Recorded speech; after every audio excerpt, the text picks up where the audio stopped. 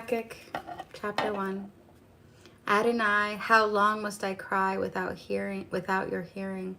Violence, I cry to you, but you don't save. Why do you make me see wrongdoing? Why do you permit oppression? Pillage and cruelty confront me, so that strife and discord prevail. Therefore, Torah is not followed, justice never gets rendered, because the wicked fence in the righteous. This is why justice comes out perverted. Look around among the nations. What you see will completely astound you. For what is going to be done in your days? You will not believe, even when you are told, I am raising up the Chasm, that bitter and impetuous nation, who march far and wide over the earth to seize homes that are not their own. Fearsome and dreadful they are. Their rules and strength come from themselves. Their horses are swifter than leopards, fiercer than wolves at night. Their cavalry gallop in from afar, flying like vultures rushing to feed. All of them come for violence. Their faces set eagerly forward, scooping up captives like sand. They scoff at kings, princes they deride. They laugh at any fortress. They pile up earth and take it. When they sweep on like the wind, but they become guilty because they make their strength their God. Adonai, haven't you existed forever? My God, my Holy One, we will not die. Adonai, you appoint them to execute judgment. Rock, you commissioned them to correct us. Your eyes are too pure to see evil. You cannot countenance oppression. So why do you countenance traitors? Why are you silent when evil people swallow up those more righteous than they? You make people like fish in the sea, like reptiles that have no ruler. The evil haul them all up with their hooks, catch them in their fishnet, or gather them in their dragnet. Then they rejoice and make merry, offering sacrifices to their fishnet and burning incense to their dragnet, because through them they live in luxury, with plenty of food to eat. Should they, therefore, keep emptying their nets? Should they keep slaughtering the nations without pity? I will stand at my watchpost. I will station myself on the rampart. I will look to see what God will say through me, and what I will answer when I am reproved. Then Adonai answered me. He said, write down the vision clearly on the tablets so that even a runner can read it. For the vision is meant for its appointed time. It speaks of the end, and it does not lie.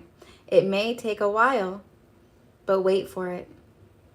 It will surely come. It will not delay. Look at the proud. He is inwardly not upright, but the righteous will attain life through trusting faithfulness. Truly, wine is treacherous. The arrogant will not live at peace, but keeps expanding his desires like Sheol.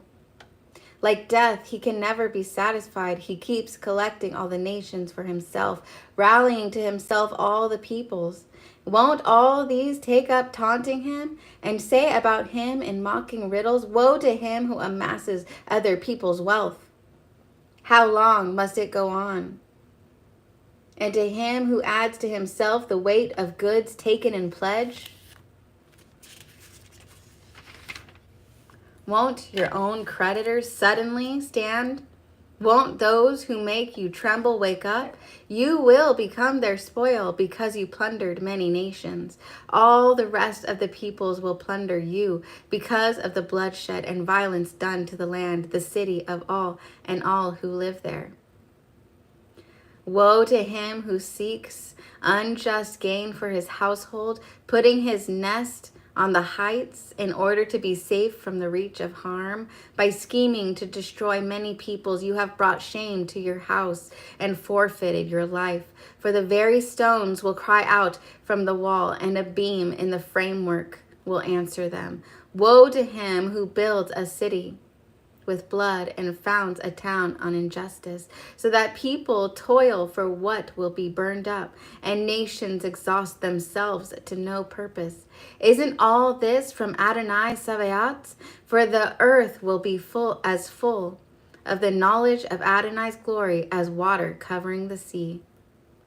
Woe to him who has his neighbor drink, adds his own poison, and makes him drunk, in order to see him naked. You are filled with shame, not glory. You drink too and stagger. The cup of Adonai's right hand will be turned against you.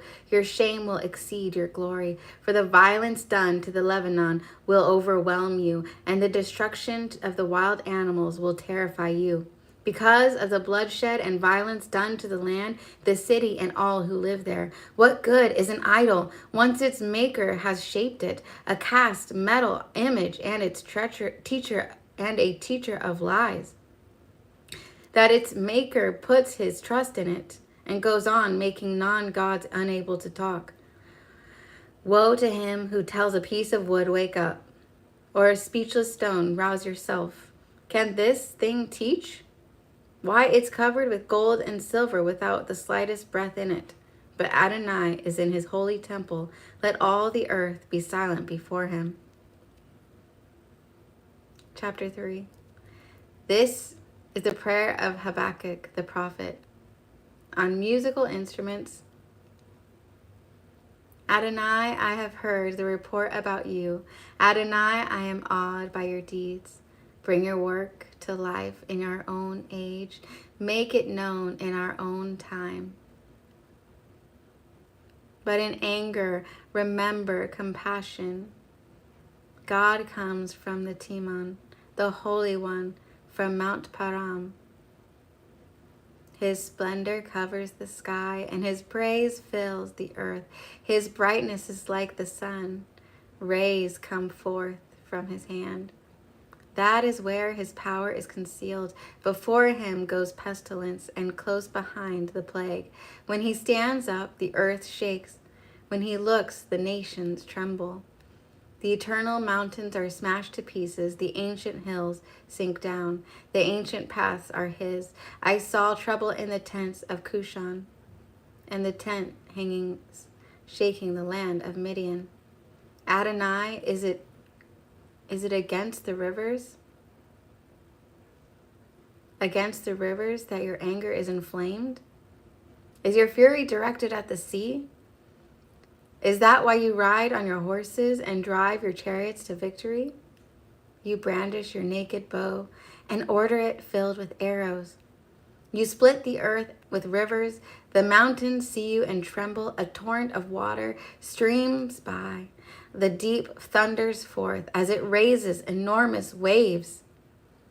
The sun and moon stand still in the sky at the light of your arrows speeding by, at the gleam of your glittering spear. In fury you stride across the land. In anger you trample the nations. You come out to save your people, to save your anointed one. You crush the head of the house of the wicked, uncovering its foundation all the way to the neck. With their own rods you pierce the head of the warriors who come like a whirlwind to scatter us, who rejoice at the prospect of devouring the poor in secret. You tread down the sea with your horses, churning up the mighty waters.